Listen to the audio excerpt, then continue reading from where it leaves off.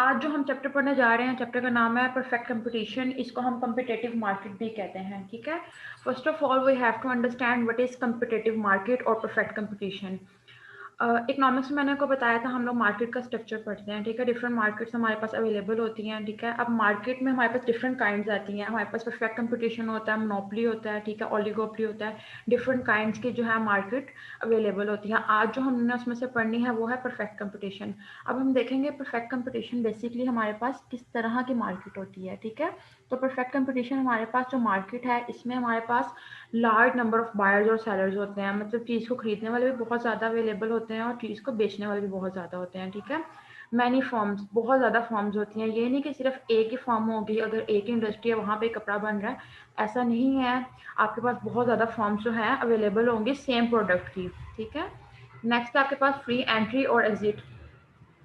कोई भी उस जो फॉर्म है उसका हिस्सा बन सकता है और कोई भी है जो अपनी मर्जी से जो है एग्जिट कर सकता है। इट्स डिपेंड ऑन हिम और हर, ठीक है।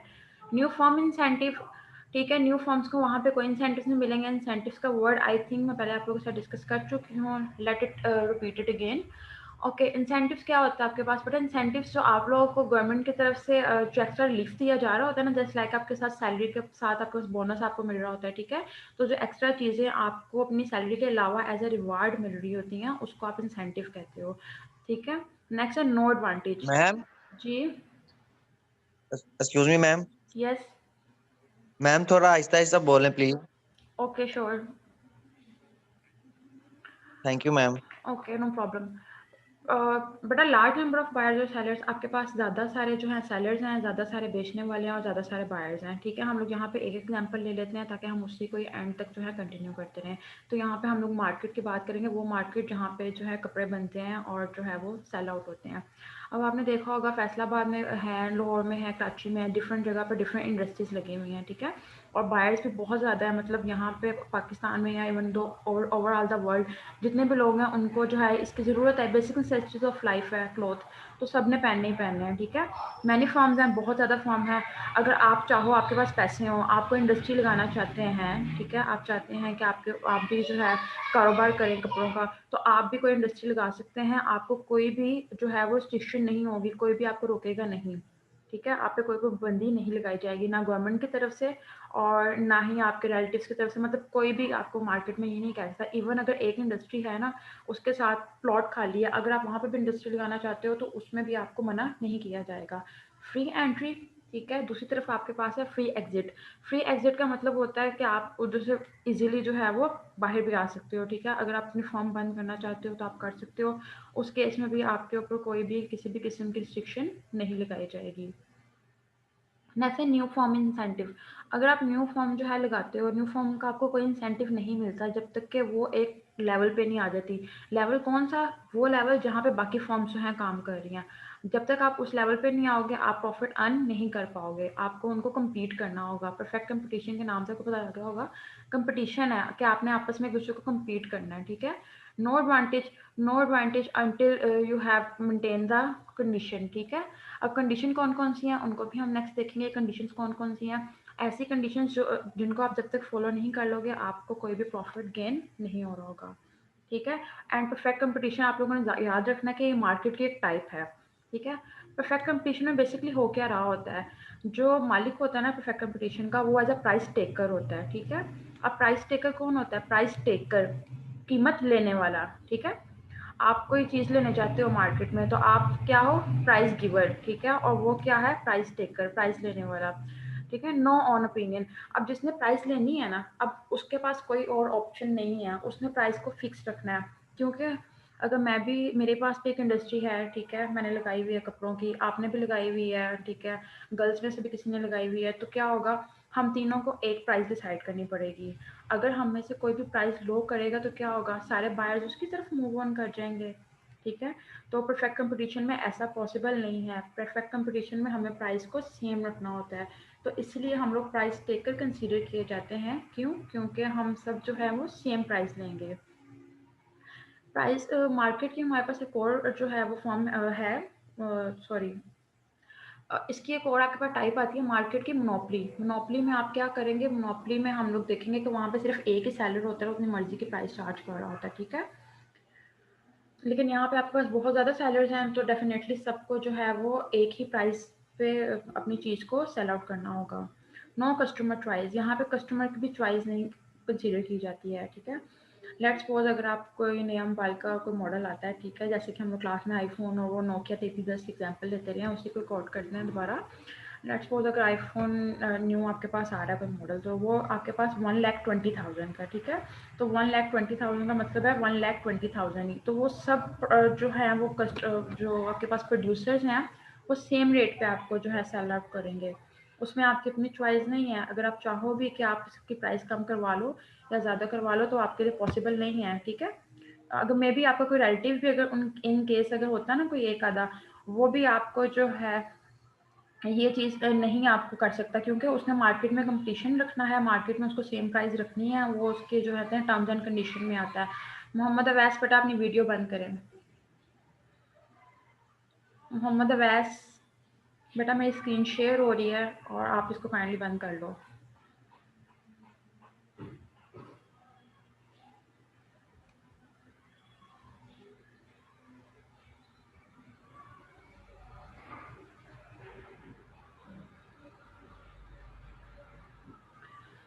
नेक्स्ट है नो एक्स्ट्रा इंसेंटिव। अब जो उसने प्राइस लेनी है उसने प्राइस ही लेनी है, प्राइस के अलावा उसको और उसके ऊपर कोई भी इंसेंटिव नहीं मिलेगा। आईफोन जो है वो जिस प्राइस पे उसने सेल आउट करना है उसने उसी प्राइस पे सेल आउट करना है प्राइस टेकर ने, उसके अलावा उसको और इसके अलावा कोई भी इंसेंटिव मार्केट से नहीं मिलेगा। नेक्स्ट है गवर्नमेंट इन्फ्लुएंस, ठीक है। अब प्राइस टेकर में ना थोड़ा सा गवर्नमेंट का भी इन्फ्लुएंस होता है। जैसे लाइक आप लोगों ने देखा होगा आपके पास जो संडे मार्केट्स वगैरह लगती हैं, यहाँ पे आपके पास जो है वो जितने भी मतलब फ्रूट्स होते हैं, वेजिटेबल्स होते हैं, इनके रेट डिसाइडेड होते हैं, ठीक है। कहाँ से डिसाइडेड होते हैं? मोस्टली जो आपके पास खुलत बाजार लगते हैं गवर्नमेंट की तरफ से डिसाइड होते हैं। तो यहाँ पे क्या हो रहा था, परफेक्ट कंपटीशन हो रहा होता है। अगर आपको भी संडे मार्केट जाओ वेजिटेबल्स बाय करने के लिए, तो वहाँ पे आपको जस्ट एक जगह पर खाली पोटैटो तो सेल नहीं हो रहे होंगे ना, डिफरेंट जगह पे मिल रहे होंगे, लेकिन रेट जो है वो सब जगह पे डिफरेंट आपके पास सेम होगा। तो ये भी आपके पास एग्जांपल है परफेक्ट कंपटीशन की। इसमें गवर्नमेंट जो है वो इंटरफेयर नहीं कर सकती। नेक्स्ट है डिमांड एंड सप्लाई। डिमांड और सप्लाई का हम पूरा चैप्टर पढ़ चुके हैं। जहाँ पे हमारे पास डिमांड और सप्लाई इक्वल होगी, वहाँ पे जो प्राइस होगी वो प्राइस परफेक्ट कंपटीशन की प्राइस होती है, ठीक है।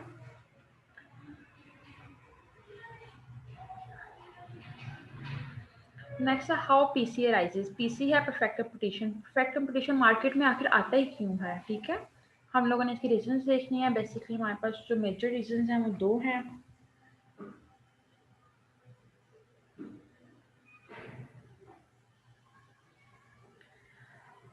बेसिकली जो आपके पास मेजर रीजंस आ रही हैं वो दो हैं, ठीक है।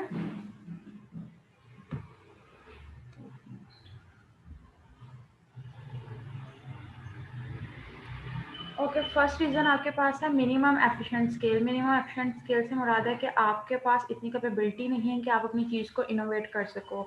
अगर आप कोई क्लॉथ बना रहे हो, आपने देखा होगा मार्केट में आपके पास हर जगह पे आपको सेम क्वालिटी का कपड़ा मिलता है। अगर आप इच्छा चले जाओ या अनारकली किसी भी आप मार्केट में जाते हो, आपको हर जगह वो सेम गुड जो है वो अवेलेबल होगा, ठीक है।